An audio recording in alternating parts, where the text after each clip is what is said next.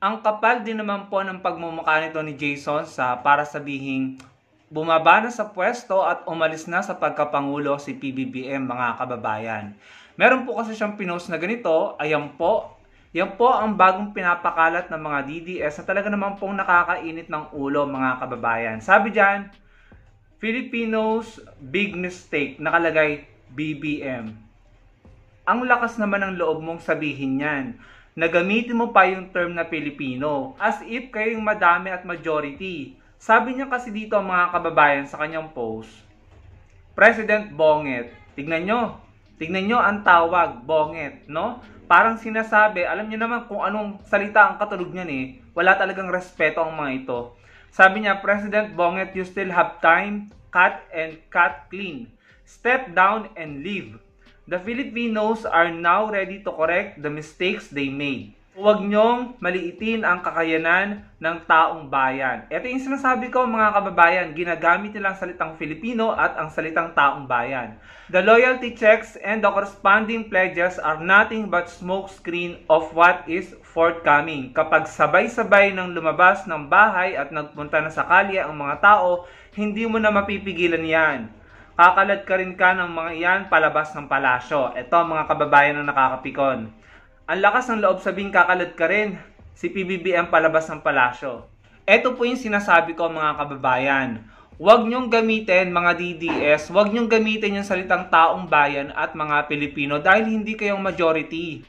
May karapatan kayong sabihin kung ano gusto nyo sabihin, pero huwag nyo kaming idamay. Ang lakas ng loob mo, Jason, sana sabihin bumaba na sa pwesto at umalis ng Pangulo. Sino ka? Hindi naman ikaw ang nag-iisang nagluklok sa kanya. Mas maraming tao ang sumusuporta sa kanya, sa Pangulo, at kukunti lang ang sumusuporta sa inyong mga DDS. So saan ka kumukuha ng lakas ng loob at kapal ng mukha para sabihin umalis na at bumaba na sa pwesto ang Pangulo?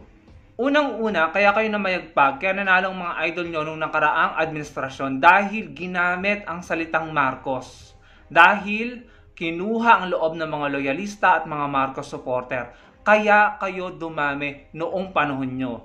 Pero dahil ngayon, nakita na ng mga loyalist at ng mga supporter ng mga Marcos kung anong totoo yung kulay, nagsialisan sila sa inyo. Kaya huwag niyong sabihin na kayo ang taong bayan at kayo ang mga Pilipino. Mga Pilipino kayo, yes, pero hindi kayo ang majority. Hindi kayo ang taong bayan. Hindi kayo ang mas nakararami. Kaya wala kayong karapatan na pababain ang taong iniluklok ng mas maraming Pilipino. Kami nga kaming mga kakamping, hindi man kami sumuporta at bumoto sa Pangulong Marcos noong 2022, mas sinusuportahan pa namin siya kesa sa inyo, kesa sa mga idol nyo.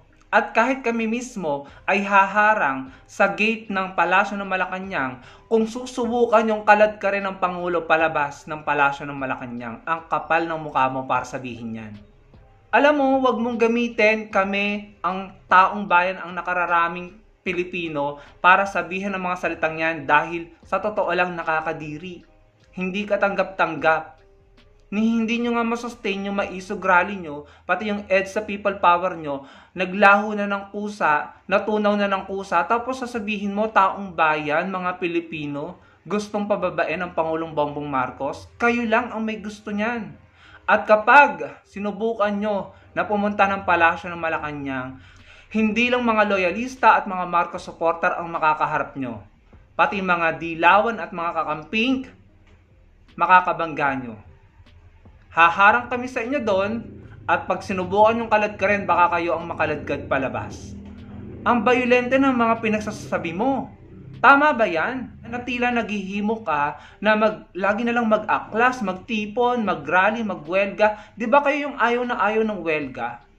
At yung mga nagwewelga noon, nagrarally, mga aktivista, sa panahon ng inyong mga idol, anong nangyari? Na-red tag. Nabansagang mga komunista. Tapos ngayon, kayo yung ganyan na gusto nyo nagtitipon-tipon, laging nasa EDSA, halos inaraw-araw nyo na wala naman kayong napala, wala naman kayong napatunayan. Tapos magsasalita ka ng ganyan, nakakalad ka rin mo yung taong niluklok ng maraming Pilipino. Sa totoo lang, kinuha nyo lang ang loob ng mga loyalista at ng mga Marcos supporters. Kaya madami kayo noon. Pero ngayon, ibang-iba na ang panahon ngayon. umalis na ang maraming Pilipino sa inyo dahil sa pagkadismaya, dahil sa maraming natuklasang hindi magandang pangyayari at mga ginagawa. At yan ang realidad. Kaya wag mong sabihin na kayo ang taong bayan at kayo ang maraming Pilipino. Wag mong gamitin yung mga term na yon. Gamitin mo lang kayong mga DDS. Dahil kayo lang naman yan. Tingnan nyo mga kababayan ng ginagawa. Dati nanawagan sila na ihiwalay ang Mindanao. Tapos ngayon, eto na naman sila. Ganun na naman po ang ini-insinuate nila na tila nag-uudyok. Nag-create ito ng animosity. Sabi niya dito, masisisi nyo ba kami kung mag-isip kami ng ganito? Tapos yan, may larawan ng Mindanao passport. Sabi niya sa post niya, total hindi naman kami mahalaga at pinapansin ng Imperial Manila at pinagkakaisahan pa nila iyong pinahiram naming leader na nagpanalo at nagluklok sa kanila. Ano kaya ay minsan pa nating isabuhay ang ating panaginip para sa isang malaya at maunlad na Mindanao. Ayan mga kababayan. Kung magsalita ka, akala mo nire-represent nyo ang buong Mindanao. Akala mo lahat ng taga Mindanao ay suportado kayo. Akala mo lahat ng taga Mindanao ay ayaw sa kasalukuyang administrasyon ngayon. Nagkakamali ka. Maraming taga Mindanao ang gusto ng katahimikan at pagkakaayos. Hindi ang kagaya ng ginagawa nyo na gusto nyong ihiwalay ang Mindanao. Hindi kayo mga Pilipino. Eto sasabihin ko, yung mga ginagawa nyo, hindi pagpapakita ng isang totoong makabayang Pilipino. Dahil gusto nyong pagwatak-watakin ng Pilipinas at paghiwa-hiwalayin. Yung mga salitang binitawan mo, tila nag-uudyok ka ng pagkakagalit-galit nating mga Pilipino ng mga taga Mindanao ay inaapi ng mga taga Manila, ng mga taga Luzon. Parang yun ang gusto mong palabasin eh. Pero hindi po ganoon ang nangyayari mga kababayan. Marami po akong katrabaho na taga Mindanao po. Yung iba, galing pa ng Davao City na magaganda po ang karir dito po sa Luzon, dito sa Manila, sa Alabang. Magaganda po ang karir nila, ang trabaho nila. Meron po silang mga negosyo. Tignan nyo na lang po, pumunta po kayo sa Quiapo, pumunta po kayo sa Divisoria at sa mga palengke. Marami po tayo diyang mga kapatid ng Muslim na diyan po nagnenegosyo. At marami pong mga kapatid tayong Muslim from Mindanao na successful po dito sa Luzon, sa Manila. So, kung magsalita ka, Jason, as if pinapalabas mo na inaapi ng mga taga-Luzon or ng mga, yung term mo kasi Imperial Manila. Unang-una, bakit mo tinatawag na Imperial Manila? Imperialistic bang Manila? Yung pagsasalita mong ganyan, nagke-create yan ng hatred.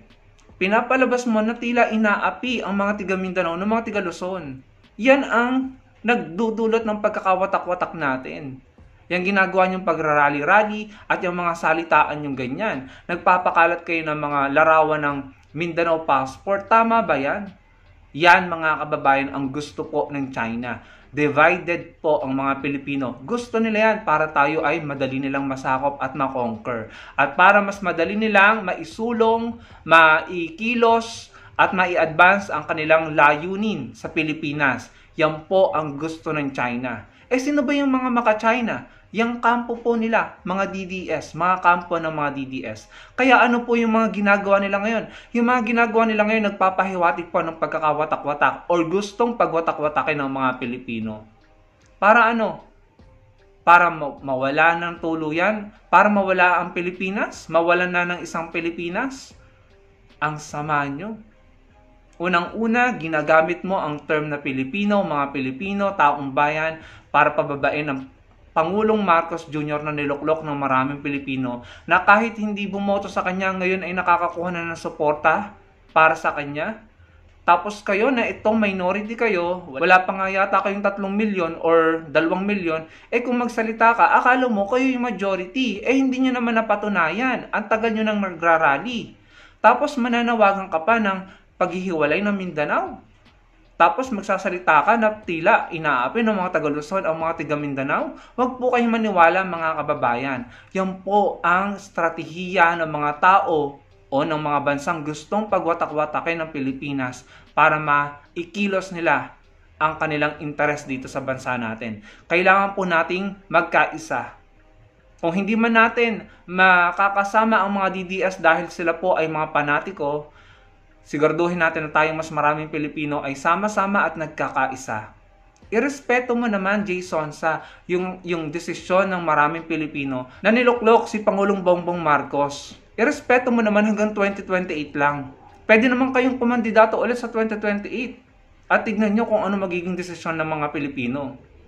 Bigyan naman ninyo ng pagkakataon yung mama na patunayan niya yung sarili niya, na mag-iwan siya ng kanyang legasiya bilang Pangulo.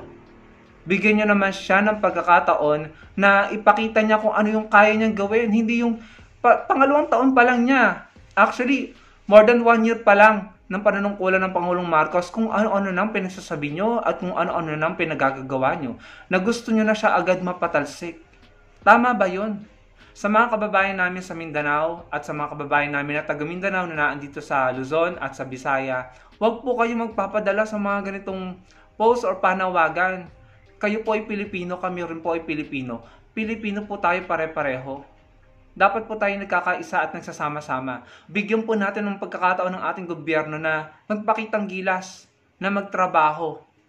Hindi naman ang aaway ang gobyerno natin at hindi naman tayo ginagawang joke. Sa katunayan, pinakita ng ating kasalukuyang Pangulo yung kanyang pagiging makapilipino, yung pagiging makabayan. Diyan pa lamang sa West Philippine Sea, pinakita na niya na interes ng maraming Pilipino at seguridad ng maraming Pilipino ang ipaglalaban niya. Ginawa niya yon.